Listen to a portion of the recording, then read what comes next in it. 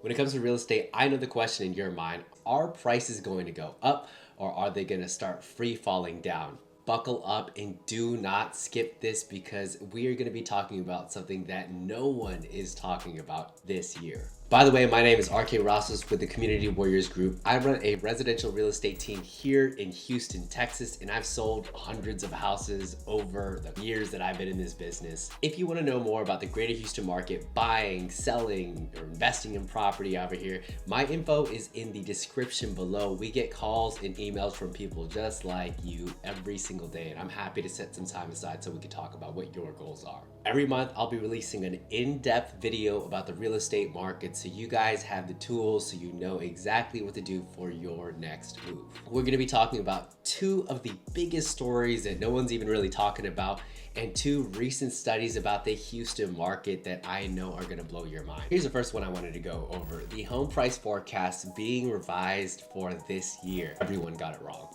You'll see here, the American Enterprise Institute had it between 15 to 20% decreases in price by the end of 2023. And now you can see that they're predicting that it's a 6% increase by the end of the year. You can take a look at it here. Mortgage Bankers Association and Morgan Stanley had a pretty low number on there as far as reduction. And they're both saying it's gonna be pretty flat. And the big players in the game like Fannie Mae and even Zillow mentioned that there was just going to be a slight drop and now there's about a 5% swing increase on prices compared to what they had originally predicted. Across the board, you can kind of see that a lot of people are getting this wrong. The chief economist from Fannie Mae, Doug Duncan, mentioned that housing demand remains resilient, which continues to butt up against a near historically limited supply of existing homes for sale. Essentially, limited supply meant that prices stayed the same or increased despite things being more expensive. And really, this is the tune that we've all been singing, that prices are not going to drop unless more houses come on market, and more houses are not going to come on market because everyone's locked into a low interest rate. It just doesn't make sense to move for a lot of people. Here's my final thoughts just on this right here. A lot of these people got it wrong, and if you're just looking at all these stats and predictions that market's going to increase or decrease or yada yada yada, it's tough to really actually get it right. Not really gonna get it right all the time. You should just base things off of what your needs are and if you can afford it and if it's something that you actually want to do. Don't really rely on those forecasts. The next thing I wanted to talk about is the meeting at Jackson Hole where the Federal Reserve Chair Jerome Powell talked about what their plans were for the future.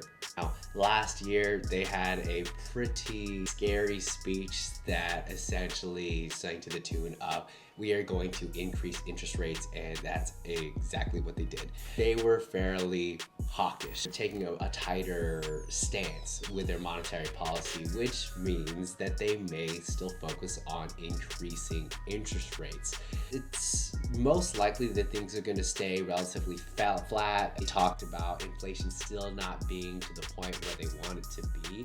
But I take a look at this, I'm not really given confidence that we're going to drastically drop down on interest rates. What's going to happen is everyone's waiting for interest rates to decrease. Then we're at this choke point. And if they drop interest rates quite a bit, it's just going to get us in the same position that we were trying to recover from, which is high inflation. From a real estate market perspective, it's not necessarily as promising as people may think. When people are like, oh, I'm gonna wait till the interest rates decrease, it's most likely that they're not going to do that and to be prepared for interest rate hikes because they are still trying to keep inflation under control. Let's talk some local news. This is gonna be a fun one right here. This is gonna be talking about how a recent study from Dallas mentioned that Texas is the stickiest state. And I'm not talking about the humidity here in Houston or the other thing that you're probably thinking about. I'm talking about how Houston residents ended up staying in Houston when it came to this big exodus of everyone moving and a ton of real estate happening. This is a cool thing when you take a look at it because 82% of native Texans ended up staying since 2021. And you can kind of see here that there were a number of top competitors, places like North Carolina, Georgia, actually California, and Utah. A lot of people ended up staying there, but Texas is the #1 place that ended up being a place that everyone stayed. So it is the stickiest state because there are a lot of reasons that people wanted to stay here. One of the big reasons why people are actually staying here, and I'll probably make a video about this specifically, is that states that tend to have warmer weather, better economic conditions, and more job opportunities than those non-sticky states, places that are determined by a volatile, changing industry or industries, means there's a lot of flow in and out, right? The Texas Workforce Mission mentioned that Texas actually leads the nation in jobs added in the past 12 months. So Texas also has this steady job growth, and it points to one of those reasons that are the best. Houston actually lands on that list as well by being literally the only other city containing more Fortune 500 companies other than New York City. Last thing I wanted to talk about is Houston's market report. HAR releases a market report in the middle of every month to go over what the market was like, and there are some pretty interesting things in this report right here. You'll see here that sales actually are down. So single family sales are down 3.8%. Total property sales are down 4.3%. This is the headline. Sales decline for 17 months in a row. Scary, right? But let's take a look at this and really dive into this. One of the big things in here is that the luxury market, comprised of homes priced at $1 million or above, ended up being the only segment with a gain. So it's really interesting to kind of see how this segment or this market actually increased during a time like this. Now, one other thing that I want us to take a look at here is that when you take a look at the average sales prices, you'll see here that average sales price went from $409 to $420. So it's still a sales price increase year over year. And then when you look at the median price, it's relatively flat. So a couple of interesting things have been happening in today's market. Of course, the big headline is going to be that prices have declined in the Houston market for 17 months in a row. But the reality of it is prices are still the same, right? It's mainly just the property sales that are different. Here's my take on it. Whether you're a buyer, seller, or an investor in this market, it's really important to just take a look at it holistically, because the prices themselves are relatively stable and you can kind of see them going up a little bit. But really just base your opinion of how the market is off of the whole picture as opposed to the cherry pick stats on here.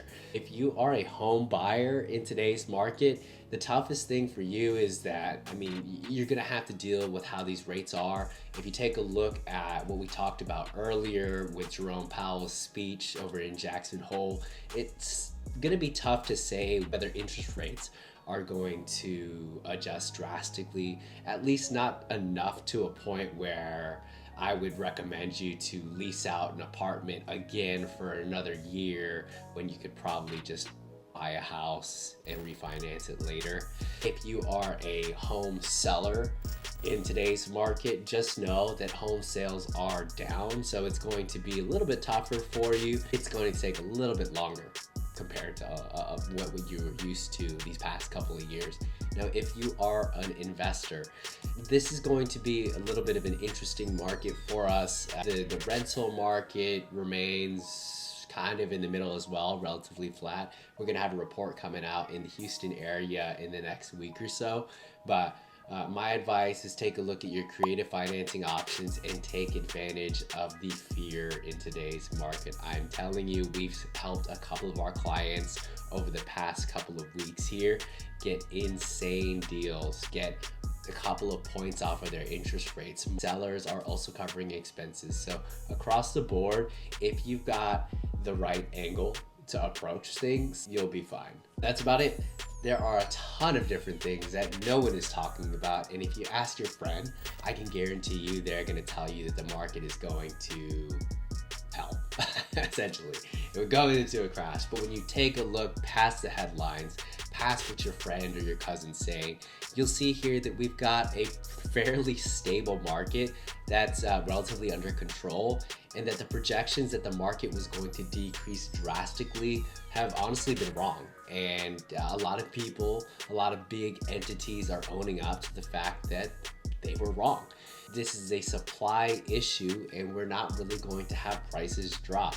And you can see that on the national level, and you can see that on the micro level when you look at Houston, Texas as a whole.